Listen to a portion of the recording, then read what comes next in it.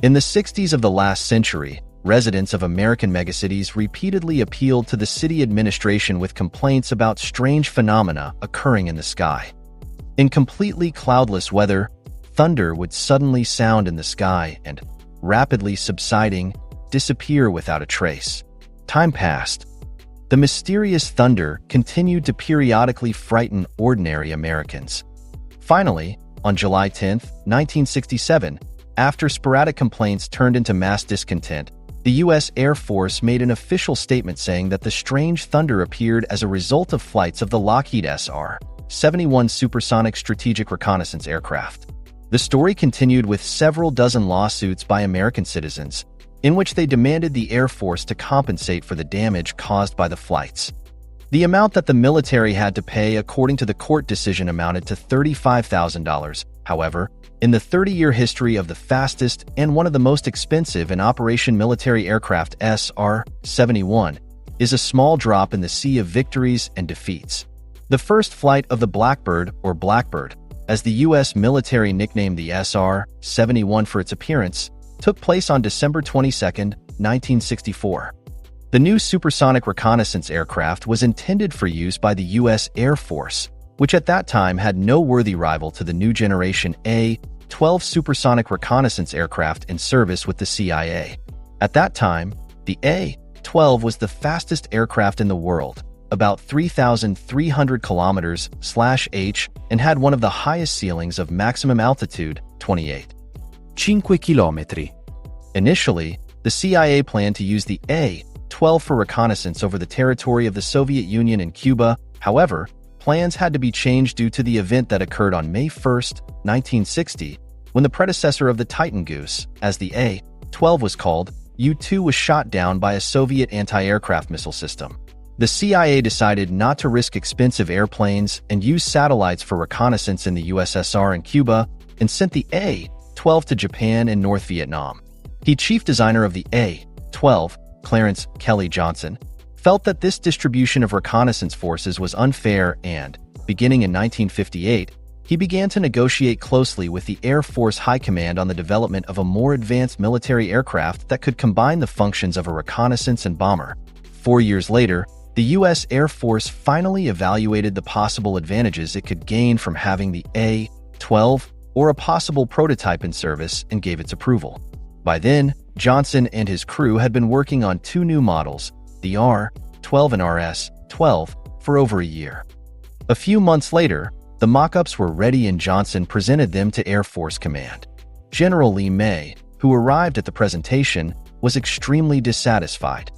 He said that the RS-12, no more than a repetition of the bomber designed at the time of North American Aviation XB-70 Valkyrie, a modification of the RS-70.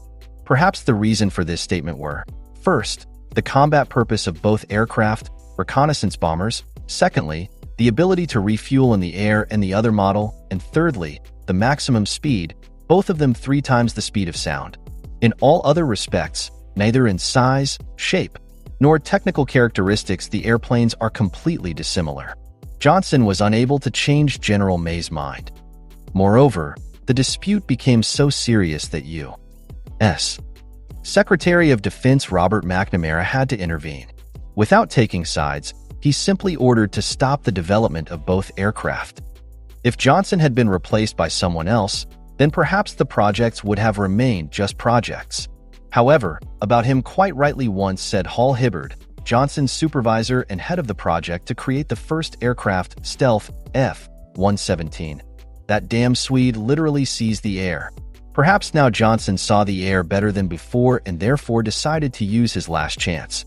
He simply changed the RS acronym from Reconnaissance Strike to Reconnaissance Strategic. Thus, having changed the combat purpose of his airplane, no one could accuse him of duplicating the Valkyrie, and he continued the development of the RS-12.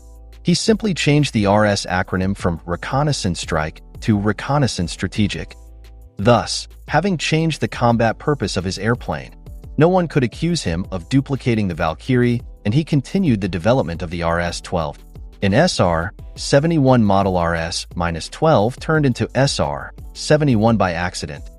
In his speech in July 1964, U.S. President Lyndon Johnson speaking of the RS-12 airplane, mixed up the letters and pronounced SR-12. By the way, it was not the only blunder of the president in speeches concerning airplanes.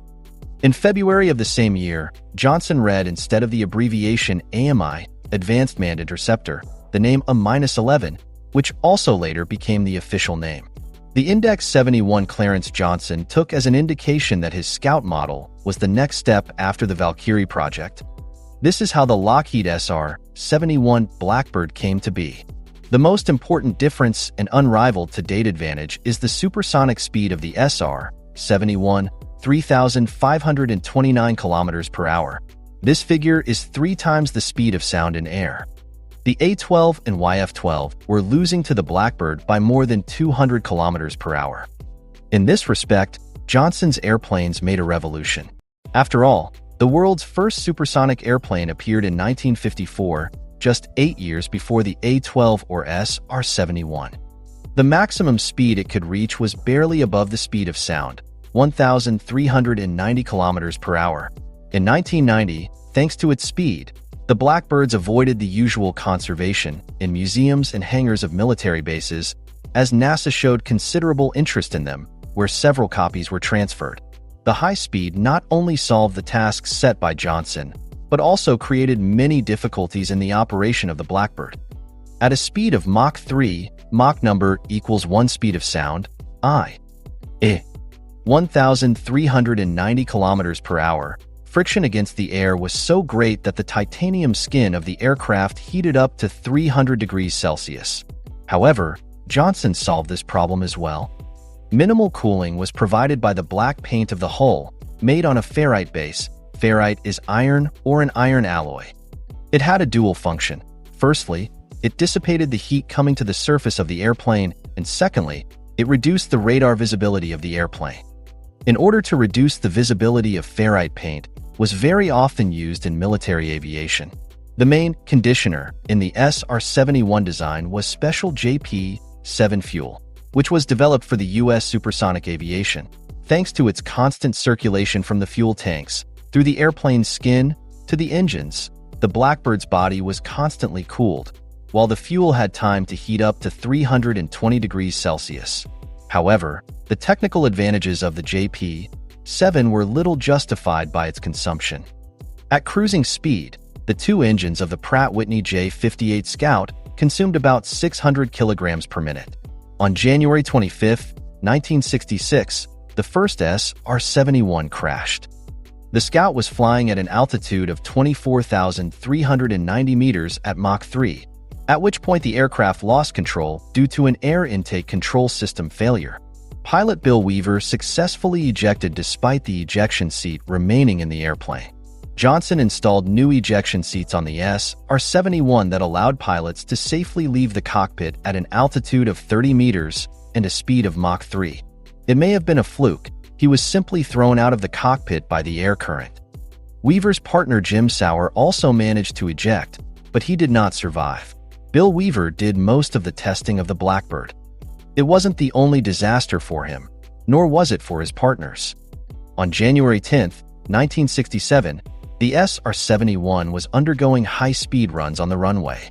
To make it more difficult, the runway had been wet beforehand to enhance the glide effect.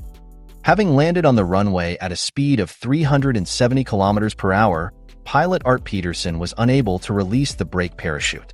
It should be noted that the SR-71 has a runway departure speed of 400 kilometers per hour. Of course, conventional brakes could not stop the Scout on a wet surface, and the SR-71 continued to move along the runway at the same speed. As soon as it entered the dry section of the track, all the tires of the landing gear burst from the high temperature. The bare landing gear discs began to shoot sparks, causing the magnesium alloy wheel bushings to catch fire. Considering that magnesium alloys ignite at temperatures between 400 degrees Celsius and 650 degrees Celsius, this was roughly the temperature in the landing gear area during braking. The airplane stopped only when it skidded across the runway and crashed nose down into the ground of a dried-up lake. Peterson survived, however, suffering numerous burns. The failure of the brake parachute was an isolated incident, but the magnesium bushings repeatedly caused the Blackbird to catch fire. In the end, the engineers replaced the magnesium alloy with aluminum.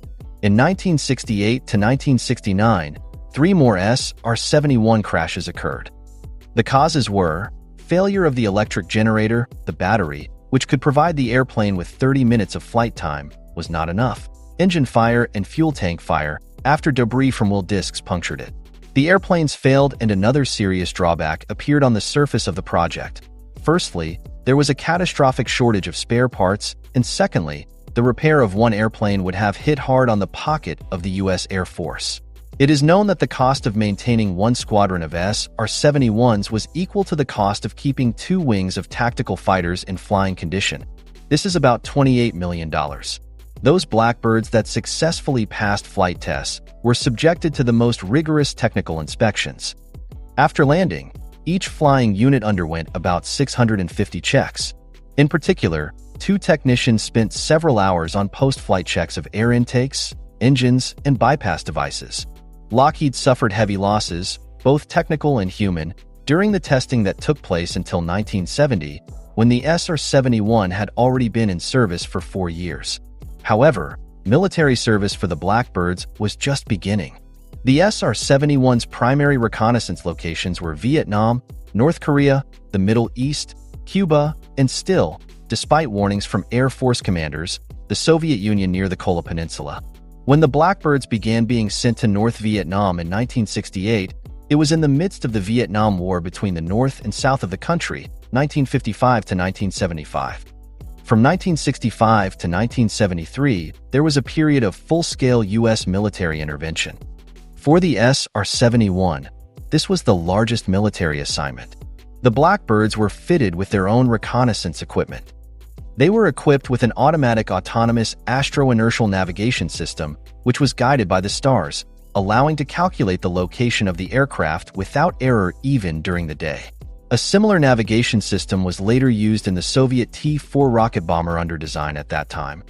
The SR-71 could check the exact compliance of the flight with the specified route with the help of an air data calculator and an onboard computer. In the reconnaissance process itself, the SR-71 could use several aerial cameras, a side-scan radar system, radar, and infrared-capable equipment, thermal imaging devices. A panoramic aerial camera was also located in the forward instrument compartment. Such reconnaissance equipment allowed the Blackbird for 1 hour of flight at an altitude of 24 kilometers to survey the territory of 155,000 kilometers too. This is slightly less than half of the territory of modern Vietnam. As for purely photographic equipment, for one flight the Scout shot several hundred ground objects. Thus, for example, in November 1970 in Vietnam, before the failed operation of the U.S. military Falling Rain to release prisoners from the Sun Tay camp, the Blackbird managed to photograph the place where the prisoners were supposedly held. At the end of the 80s, the first wave of the decision to remove the Blackbirds from the U.S. Air Force's inventory began. The reasons were numerous: a large number of crashes, high cost of operation, shortage and high cost of spare parts, and, finally, vulnerability to Soviet weapons. In the fall of 1989, the final decision was made to remove the SR-71 from service.